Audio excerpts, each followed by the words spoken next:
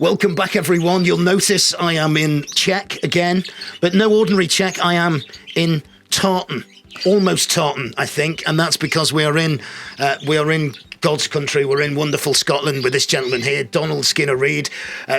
Donald has achieved a huge amount in a relatively short space of time. Thank I think you. Yes. it's true to say. And on today's show, well, I joke with Donald about beauty being in the eye of the beholder when it comes to birds, but actually we've got some really, really stunning examples of Belgians, Scots Fancies, and the Gavoso Espanol.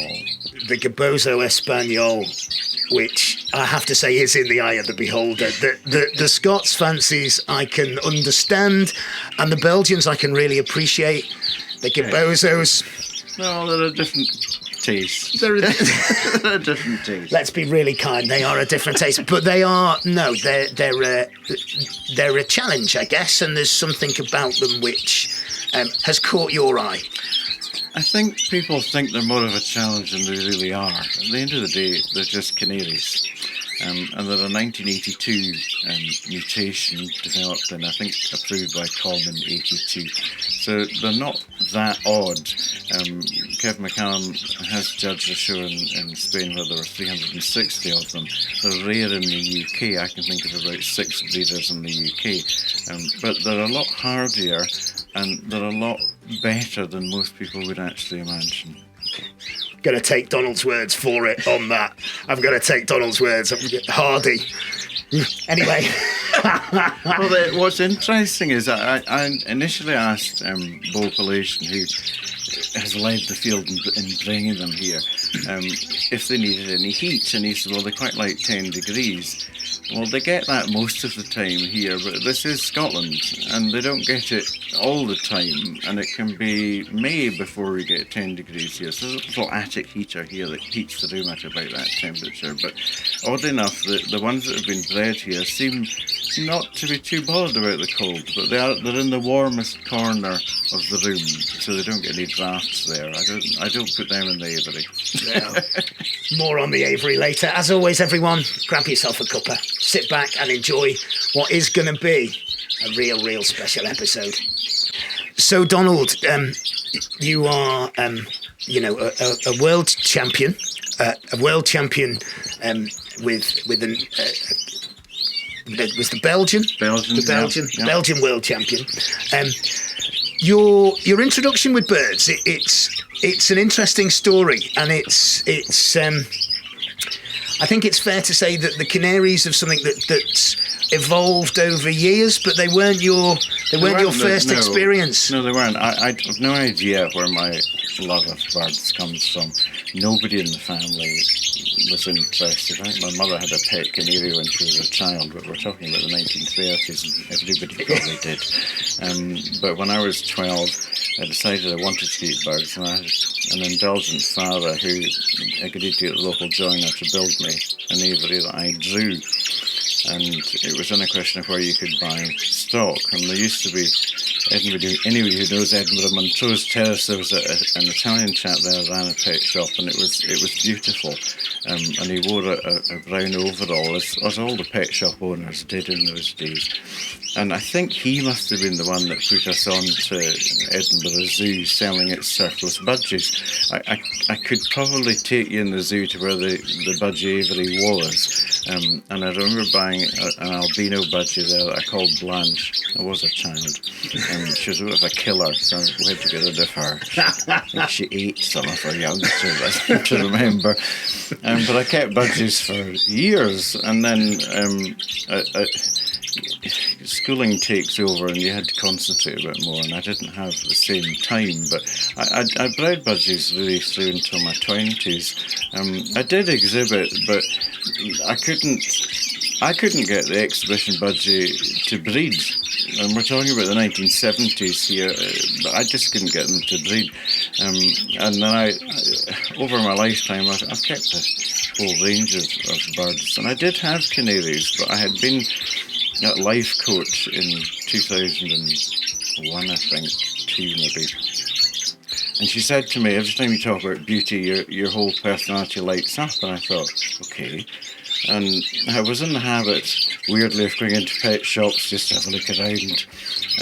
And I went into this pet shop, Dolphus in Edinburgh. It's no longer, it's a bookshop now, Topping and Company. And there was a canary singing, and I thought, I need that. That has to come back into my life. So I had a tiny flat in Edinburgh, and I bought a cage, and then eventually went back and bought a hen, and they sat above the kitchen units, and they produced a youngster. It didn't survive, but and I thought, I quite like this. I'm going to do that. So when I moved house, they came with me, and then gradually they kind of took over the bedroom in the other house, and it just went from there. And the story, as so many familiar tales is, I started off with a pair, and then all of a sudden, There were others. yeah, and they just every time I went to a shop, another pair came home with me. Yeah. Exactly. And so the attraction to the Scots fancy and the attraction to the rare varieties, is that something that sort of It's aesthetics. I think if the truth were told, I was probably really originally looking for Belgians, because the pictures I had of Scots fancies in the early 2000s were really pictures of the old Scots fancy, and anybody you wouldn't be telling the truth if you didn't realise that the Scots fancy is a close relation, or was a close relation, to the Belgian. Nowadays, you couldn't interbreed them. It would be insanity. Neither would do anything for the other. But in those days, there was so much interbreeding that they were virtually interchangeable. I showed you earlier on the Victorian prize cards. If you look at that today, you'd go, well, it's a Belgian. Well, it wasn't. It was a Scots fancy. So it's the aesthetics of them that just, I don't know, it just appeals to me. And I wanted to be able to do something with that. I just thought it was something that it gives me pleasure looking at them. Yeah. I think that's the thing. and that for all of us bird keepers around, and you and I have had a little joke about beauty in the eye of the beholders and stuff, and I have nothing but respect for Donald and the birds he keeps. And I have to say, as I stand in the room here, the Belgians have taken my fancy, and actually the Scots. I think when you see the quality of the bird and the work that goes with it, it's impossible not to appreciate it. And I think the Scots. You mentioned the Gabos as being a challenge. They're not really. The Scots are a far bigger challenge. There's a judge, Stevie Evans, I think, said to me that he really liked the Scots, but they're so full of faults, and he's not wrong. And it's not surprising. These are recreations. These are not the original bird. They're recreations. 1945 in Scotland, there's like one person with the remaining stock of them. Down south, there's maybe a couple of people. These birds are a recreation, and because of that, I don't know what went into the mix to reproduce them, but you will get filling on the chest. You'll get birds where, in the European style, the line is broken because the wing carriage isn't right. There's an enormous amount of detail that the Scots present as a challenge that the Belgian doesn't, that the Gabozo doesn't. And the biggest difference is the Gabozo and the Belgian, they're statues. Put them in a show cage, they're meant to just stand there. Scots fancy is meant to travel, and it's meant to leave one perch in position and arrive on the next perch in position, turn round and do it again. So it's a much more complicated and challenging bird than the other two, I think. yeah, no, absolutely. I think when you consider that, and that was that part of the motivation for you, Donald, the sort of the rarity of it, the sort of the trying to do a bit. I know we've been to Richard Knowles and the recreation again, another recreation of the London fancy, and I think hats off. Absolutely, I admire that work enormously. I mean, absolutely enormously, because there you're trying to breed for pattern. Nobody here, none of these birds are breeding for the pattern of the variegation. But if you read the old Victorian books, you'll see that people were even then breeding for the pattern of the variegation. I think it's an incredible talent. Yeah. Absolute incredible talent. And I think that's... I always joke that as a lawyer I was probably in the wrong profession because I wasn't particularly interested in the detail. But if you're drawing up a contract, you kind of need to be kind of critical. And perhaps I was doing myself a disservice. Maybe I am a details person, in fact. And it is the detail of the birds. You know, I can look at them. There's 3 here, Scots Fancies, and one of them, it's a nice bird, but it won't do. The other 2, well, one of them is fine, she's a lovely colour, but she's missing 2 toes. It's no use to anybody. So there's only 1 out of 3 there that I would think might have a chance. And it's that tiny detail. Yeah, it does. It fascinates me. Yeah. No, and that sort of that meticulousness, that mindset, and particularly as you say with I know when we spoke and I'd sort of got I think some footage of your winning bird down at the National in Stafford, and you said it's lovely, but it needs to be moving across the perches, and I was just like, how does a bird retain its crescent shape and move across the perches? That's there's an art to that, isn't there? There is, and I've said before, I think what's fundamentally true about all of these varieties I keep, the best ones just do it. And there's an element there of it being bred in, and it clearly is. Yesterday I was playing out here because I was trying to choose a bird to give to somebody, and the bird has been that is going was paired to a Spanish bird. And the other thing I've noticed about the European Scots Fancy is it's more of a statue, and I'm going, well, where's the points for travelling? Now, the chick it's produced is stunning. Great to take a stills photograph of, which normally the Scots Fancy is actually incredibly difficult to do, because you have to try and get your finger, my 64-year-old finger, working on the button at the same time as my eyes going, oh, that's it there, and it doesn't happen. Yesterday it's sitting there and I'm going, well, that's fine, but you're meant to be moving around. Belgians, I'm going, just stay. You're fine. Don't move. You're beautiful like that. Just keep that hold that place. Oh dear, wonderful. So Donald, I guess one of the challenges really with the old and the rare varieties, and we know, and you and I have conversed over it about the challenges of bringing stock in, given the changes in legislation and the like. So you planned for that in advance, I think it's fair to say. I did. I mean, it was inevitable that if the UK became a third country, you were not going to be able to trade in the same way as you did before.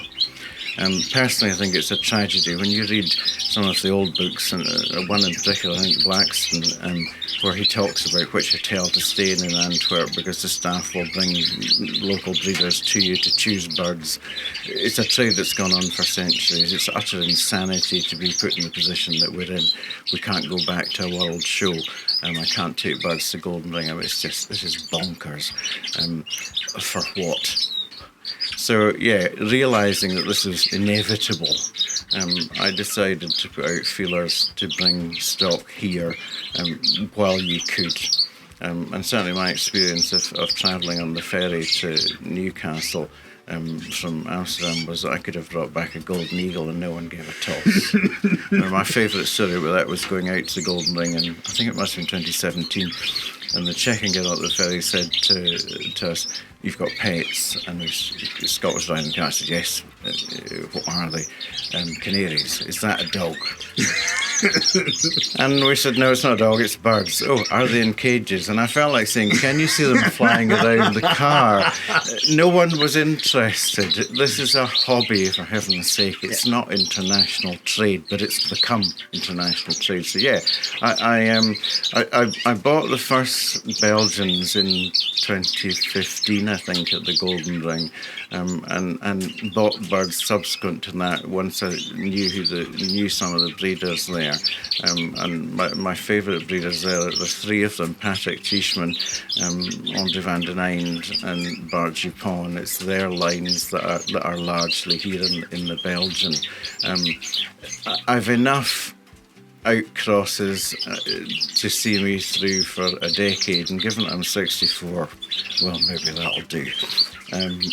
With the Scots, I felt very firmly that the style of the bird in Europe is different, and it's different in several ways that are actually an improvement. They're thinner. They're much more dart-like.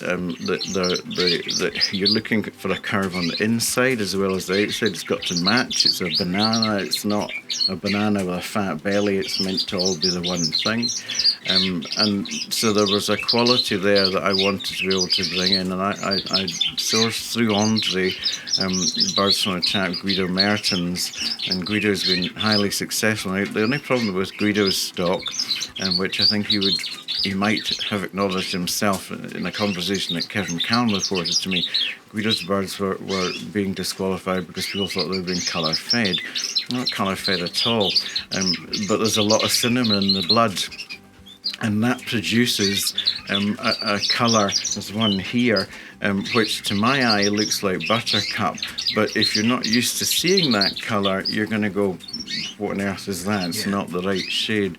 But the birds I bought from Guido have produced some of the most stunning examples that I've produced, and I've got enough outcrosses there. The Gabboso is going to be a challenge. There aren't many of us in the country keeping them. I keep them for fun. They make me smile. I enjoy them. So I'll carry on with them as long as I can. Although they're very small numbers, I have, through careful breeding, maintained as distant relationships as I can. Yeah. Some of them are quite closely related. Probably we'd be in jail if they were humans, but given that they're not humans, they don't seem to care. There's a retained genetic diversity. Yeah, there is, in as much as you can within a small number.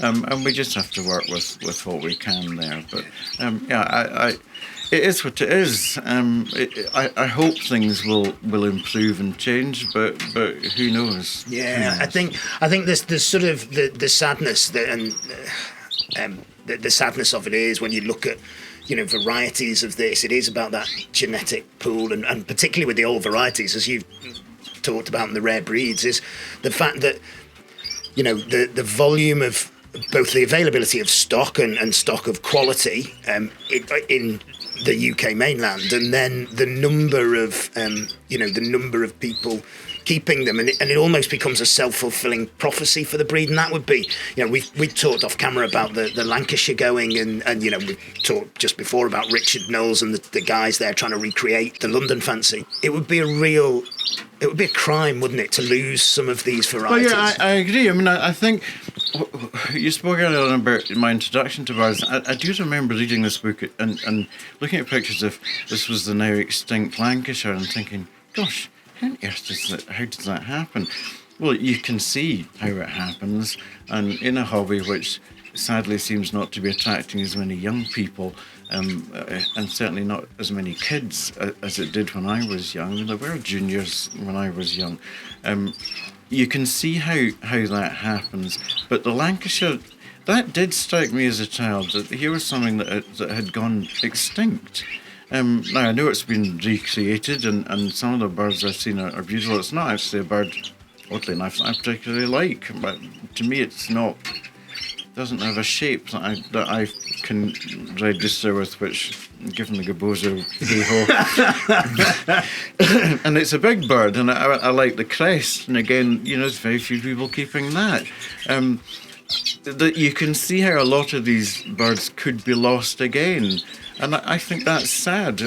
But I don't know how I don't know how that's going to improve in the future. No, I mean, my only hope, and part of the reason, for coming here today, as well as it being a long conversation over, I think, 12, 18 months now of saying, I'm going to come and see you, Donald, if that's okay, but actually is to get people to see these birds, because I think when we look at the show scene on the UK, and it's a show scene you've done incredibly well at, both on the UK and over in Europe, I think if you see these birds, it's hard not to be Gabozos aside, it's you know what's going to happen, don't you, everyone? We'll be like, there's a future episode of the Canary Room, and I'll be like, and in this cage here, there's a pair of Gabozos. But I think that seeing the birds and seeing the varieties and seeing, as you talked about it with the Scotch and Scots and the Belgians, is that challenge behind it. And my hope is that we'll get, people will see this and there'll be a desire and a demand, whether that's the Scots, the Belgians, the Gabozos, to keep these varieties. And that's something that you very much encourage, don't you, Donald? I think so. I mean, where's the harm? I bought the Gabozos because I liked them. There's nothing more complicated to it than that. I liked them, and I'd liked them for a long time, and there was space. And I thought, 2 pairs, let's see how they go. First year wasn't a huge success. I tend to find that if a hen feeds its chick a piece of wood from the cage floor, the chick's not going to survive. I then tried the next year foster. I was bred 4 that year, but fostered the eggs. And then I tried foster parents to use Razas, and that was very successful. But it was very successful because actually the Gabozos raised the Raza chicks. I swapped the eggs over, and I thought, well, if you can raise those, you can raise your own. The Razas went back where they'd come from, and I've never looked back. Take your time, keep your nerve. They don't eat a lot. Just let them get on with it. But as you'll see, they do feed their own youngsters, and if you're really paranoid and you can't resist intervening, then get some of the rearing food, mix it up. It's very simple. Top of a pen and just a little, enough to keep them hydrated, nothing more. And leave it. 40 hours later, you won't even need to intervene. Where was I going with that? I think we were talking. I don't know. You went in a great place. I was transfixed, to be honest. We were talking about the sort of the availability and sort of helping people out. If everybody kept one of the older rare varieties that they like for fun, like I do with the Gabozos, where's the harm? They're not going to take up that much room, and they don't. As you can see, they're contained in one area of my bird room. When they've got youngsters, it maybe overflows slightly, but it never gets out of hand. That's down to your own, what you want to do. I don't let my birds have more than one round. Right. Because I like my free time. I can cope with April to July. After that, it's the summer I want to do other things. So I'll bin eggs. It doesn't matter to me. If I've got what I want from that year, the rest of it doesn't really matter. You can contain this by supporting the older varieties, by having 1 or 2 pairs. It's not going to take over your room. It's not going to be a massive distraction. But I would acknowledge that there is, if you've got 3 varieties like I have and you're going to take it seriously, it's sometimes a struggle to focus on each one as individually as you might if you just had a room of that. But I think my life's always been, I don't really just want that, I want that as well. And I would get bored, I think, if I just had the one variety. That having the 3 enables my kind of butterfly mind to float and go, well, let's have a look at that today. You're pushing on an open door here. This is the man with more varieties of birds in his room than Edinburgh Zoo. And I do think that it's a balance. I can cope with 3. I did at one point have Norwich as well, and I thought they were great fun. They were little dogs. I mean, they would come up to the cage door and talk to you, and I really, really liked them. But at the end of the day, I didn't like them enough. I did retain the paint. So there is the colour of the doors is a nice colour because it came from the cages of the Norwich, which the paint was left over. And I've never got round to painting the rest of the place. But they were lovely birds. I really enjoyed them. Great fun. And again, I actually ended up using them as foster parents. Right, okay, we've heard it all now, everyone. We've heard it all. We've got... Well, I bought them at the National in 2015. I bought a pair of them there, and the chap said to me, they're self-reading. I thought, "Aye, well, whatever, we'll see." And I brought them home, and they were.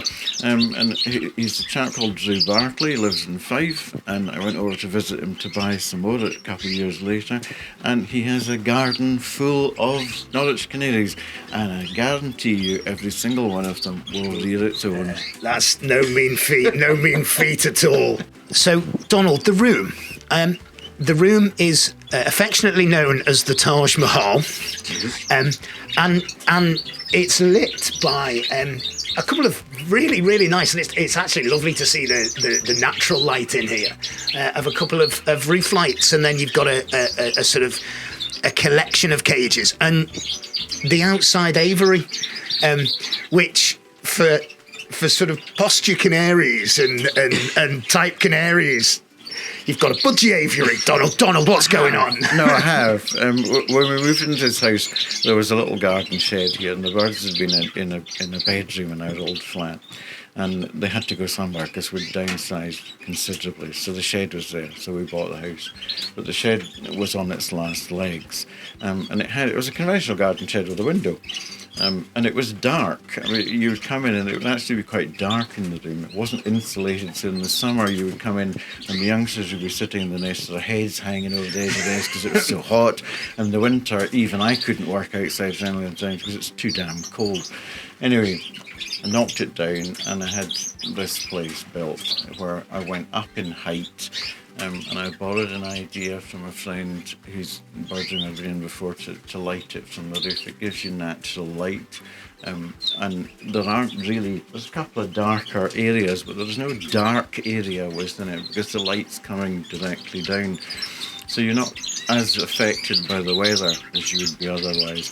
The aviary, yeah, it's a hangover from being a budgie keeper. But I quite like in the summer sitting in the garden and the birds will be playing around outside. It's the hens that go out, so that's a bit of a high-risk strategy, really, because if you've got bad weather and you lose all your hens, you're a bit screwed, really. But bring them in and they go out when they've finished rearing, and then they'll come back in here in February. The idea is to minimise the stock so that if there's really bad weather, there's actually enough cages in here to bring everybody who's outside in, and there is enough to do that. It's called the Taj Mahal because the guy that built it for me, nice bloke, wee guy, it was February, it was freezing cold, pouring rain, and he built it in his workshop and brought it here in sections, which is no mean feat because this garden's landlocked effectively.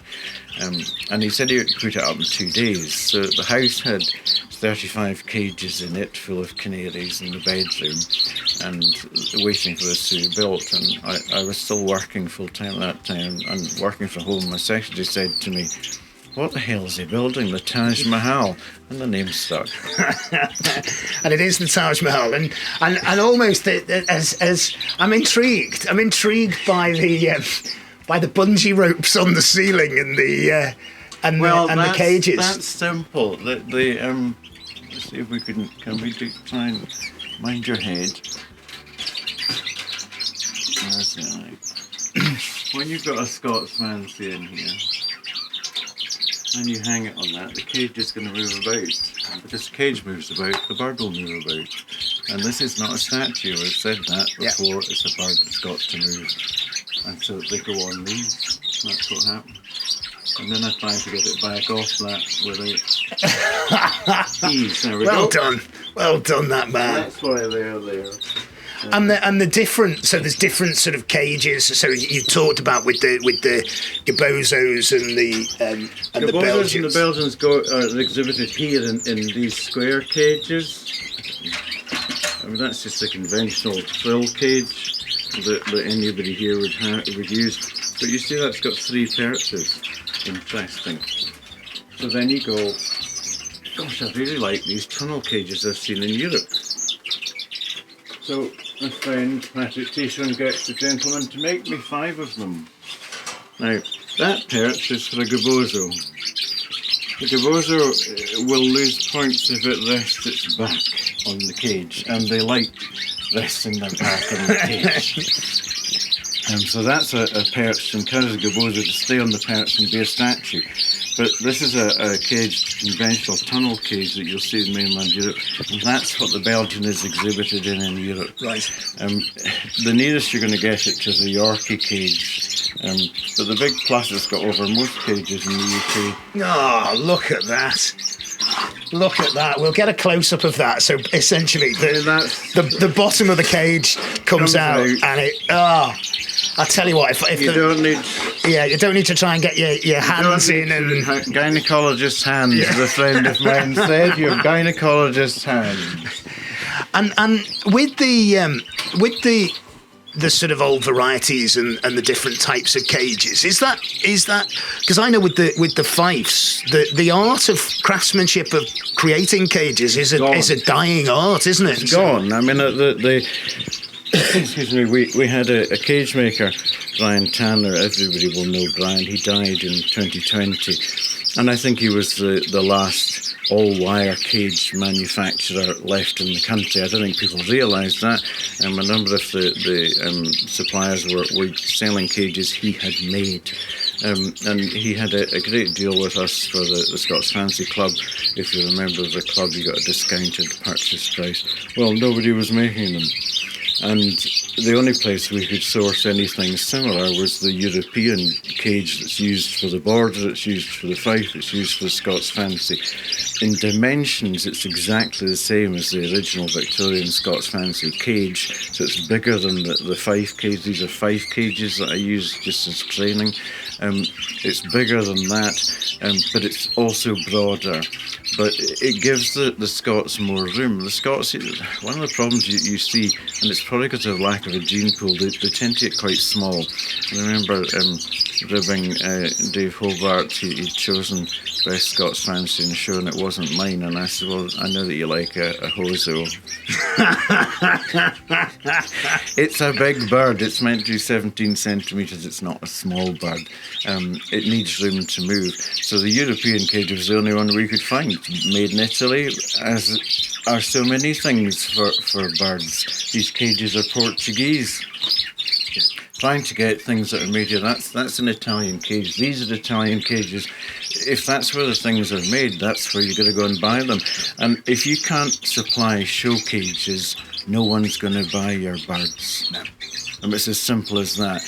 Ryan showed me the Maltese and made fife cage. And it's actually smaller than the 5 kg you would use here.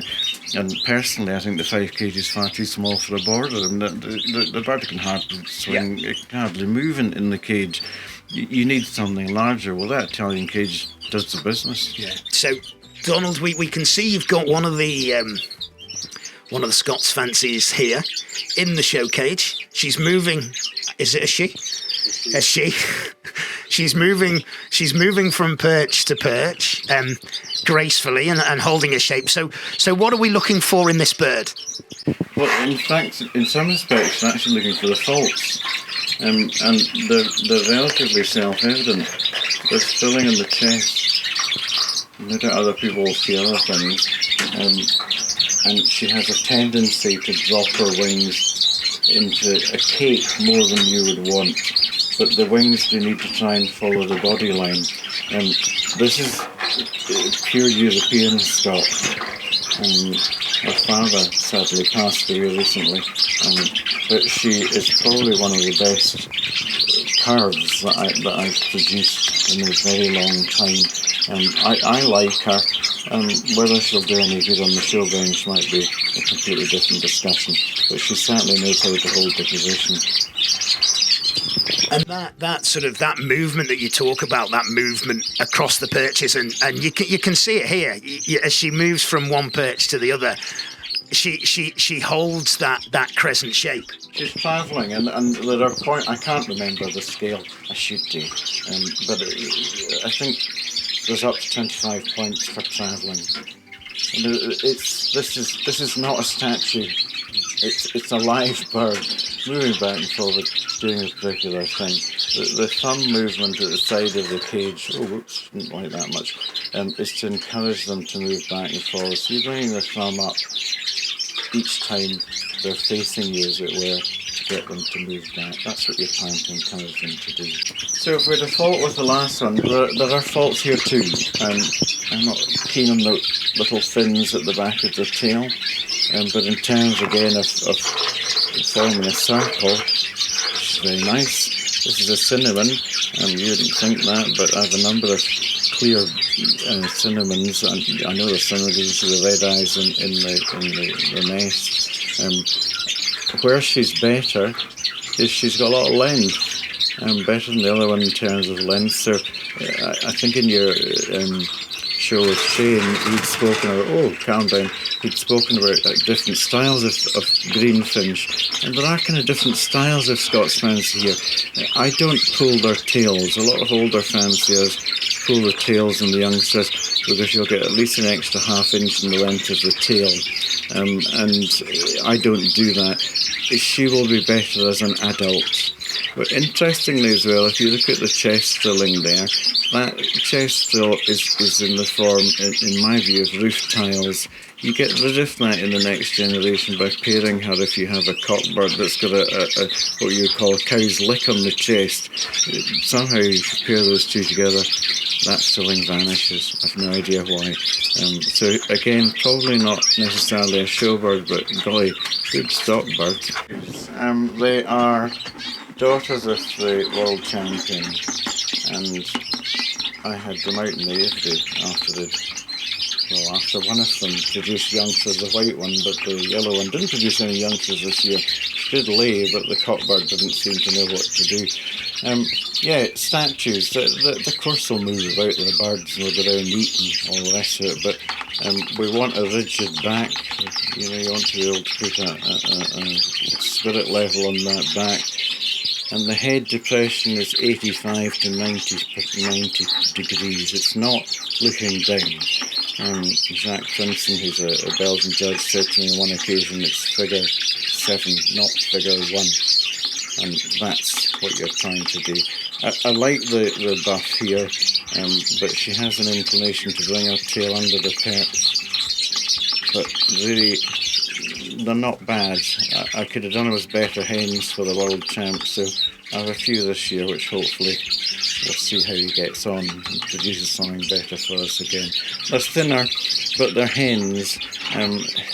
Easier to tell the genders of the Belgian because the cockbirds are bigger birds, generally speaking. Hens are usually slimmer, and one or two that are heavier, but the heavier hen you might not get as easily bred. These are more of a challenge for breeding than the Scots or the Devonian. Your fertility rate is different. I've had nests of 5 and 6 produced and raised, and I've had nests where you have 5 or 6 eggs and you get 1, but it'll be the only fertile egg. So it's variable in that sense, but I'm going to try and address that with medication this year. I'm going to try some additives that Ian Wright has suggested, so we'll see how you get on with that. They are. I mean, I could be smitten here, Donald, with the Belgium. They are stunning. I mean, what's not to like? I don't know if we'll manage to turn this out. From the back, you shouldn't see their heads. That's the whole plan. And I particularly like that they seem to have a number of them here where we have grizzled feather, and I absolutely love that. It's like somebody's taken a pencil and just delicately marked the wings. They're stunning, lovely birds, easy to admire. Yeah. No, they most definitely are. And let's now have a look at the third variety in the shed, which is definitely in the beauty in the eye of the beholder. Donald, we have here, and I'll let you give it its proper name. Well, this is a Gabaudet Espagnole. It's a 2018 bird. 1918, we're going back a while then. And I did exhibit this at the last opening I attended, and he is a gold medalist from that show. What's not to like here? The neck's not long enough. This bird needs a longer neck, and the more modern birds that you're seeing online from Spain the neck is much longer. The neck is also completely free of any frilling. It's difficult to see, but you have got the standard. It's a frilled canary, but just in sketch, as it were. And different from the Gibber italicus. The Gibber italicus is a tiny bird. I remember being struck by just how small it was when I saw it. And the Gibber, like the Belgian, takes up a 7. This is a number 1. And that is the point. We should have a solidly stiff back. He's not been in a show cage for years. These days he just breeds, but he breeds very successfully. But rigid legs, rigid back, head down. Again, what's not to love? Look at that. Absolutely beautiful. Feisty. The only birds in this room that will try to bite you. And that's, even although they see me every day, they all still behave that way. I love them, and I'm not an enormous fan of frilled canaries. I quite like things to be smooth and tidy, but I can tolerate it with this. So, he's a medalist. He's got a wee career left, and even if he is 2018, hopefully we'll get another couple of years out of him. Yeah.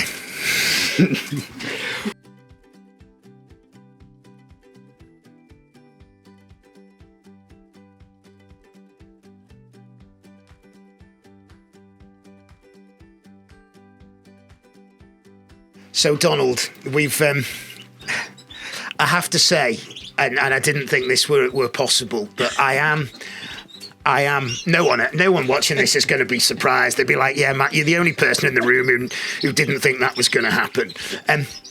I'm converted by the beauty of the Belgians. I think they're a stunning bird, and actually seeing the Scots up close, it's hard not to appreciate the beauty of them. The Gabozos, I'm sorry. The Gabozos. I'm on my own. Yeah, you're on your own with the Gabozos, but I can see the appeal. So for anyone thinking about the old varieties, because there's a good show scene, isn't there, for the old varieties now? Yeah, there is. I mean, you've got the National and you've got South Bucks. And the South Bucks show at High Wycombe, which Brian Hogg's show, as it were, that's excellent for the older varieties. Up here, the Scots Fancy is expanding to include old varieties, and we have, this year we didn't, but we have been showing with the Northern Gloucester Club in Cumbria, Carlisle, a show there for Scots and old varieties. Yeah, I mean, the show scene in Scotland is tiny these days, I'm afraid, and even in the 10, 11 years I've been back here, clubs have gone. It's just the way that it is, I'm afraid, without young blood coming in. But it doesn't matter whether it's the church, the golf club, the bowling club, people don't seem to want to join things. And that's why I so admire what you're doing with this, because it's getting an audience for people who might think, gosh, that would be really quite a nice thing to do. And if you think about older people especially feeling lonely or not connected, I mean, what a terrific way for people to reconnect and make friends. I can't criticise it or fault it. Of course you're going to meet people you don't like, you're going to meet people you really do like. Hey ho, that's what life's about. But if it encourages one or two people to actually think, gosh, I could actually get into that, you just need to get them to buy one pair. After that, the obsession will take over. Doesn't it, Justin? It is an obsession. Well, listen, Donald, on behalf of everybody who watches the channel, thank you for your time this morning. Thank you for showing us your stunning birds, even those ones. Even those ones. I'm delighted to have taken part, and actually quite honoured to be asked. It's lovely. I have really enjoyed coming back into this hobby, and I like doing it for the birds. If I never went to another show again, that really wouldn't worry me. I like being out here in the shed playing with my birds. Wonderful stuff. If you haven't already subscribed to the channel, you know what to do. Hit the notification bell as well. Until next time, everyone, take care. Thank you. Cheers.